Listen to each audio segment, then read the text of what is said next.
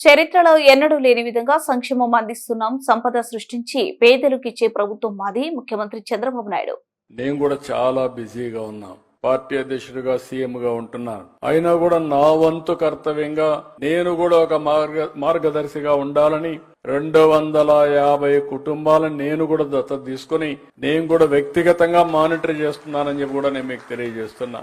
ఇందులో కష్ట నష్టాలు నాకు కూడా తెలియాలి, నేను కూడా కొంత సమయం స్పెండ్ చేయాలి, నేను కూడా కొంత సమయం స్పెండ్ చేసి నాకు కూడా అందులో కష్ట నష్టాలన్నీ తెలిస్తే దాని మీద ఏం చేయాలనో ఈ కార్యక్రమాన్ని ముందు తీసుకుపోవడానికి అవకాశం వస్తుంది. మళ్లీ మిమ్మల్ని అందరినీ కోరుతున్నా, ఒక చరిత్రకు శ్రీకారం చుట్టాం. రాబోయే రోజుల్లో ప్రభుత్వ విధానాలు ఏ పాలసీ తీసుకున్నా ఒకటే గుర్తుపెట్టుకోండి, పేదవాళ్లకు అనుకూలమైన నిర్ణయాలే ఉంటాయి.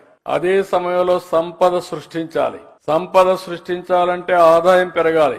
ఆదాయం పెరిగితే గవర్నమెంట్ కి వెసులుబాటు వస్తుంది. మళ్లీ పేదవాళ్ళకి ఇప్పుడు 4,000 రూపాయలు పింఛన్ ఇస్తున్నాం అంటే చాలా మంది ఆశ్చర్యపోతున్నారు. మనలో సగం కూడా ఇవ్వడం కొన్ని రాష్ట్రాలు. ఒకటి ఆదాయం ఉండాలి, మంచి మనసు కూడా ఉండాలి. ఆదాయం లేకపోతే మనసున్నా ఇవ్వలేము.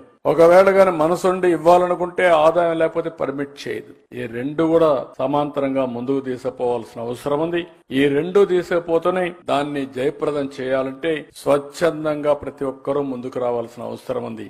నా బాధ్యత నేను చేస్తాను. నేను ఎక్కడ మీటింగ్ పోయినా నా మీటింగ్ లో కంపల్సరిగా ఒక 2-3 బంగారు కుటుంబాలు, ఒక 2-3 మార్గదర్శకులు పెట్టుకుని మాట్లాడిస్తున్నా.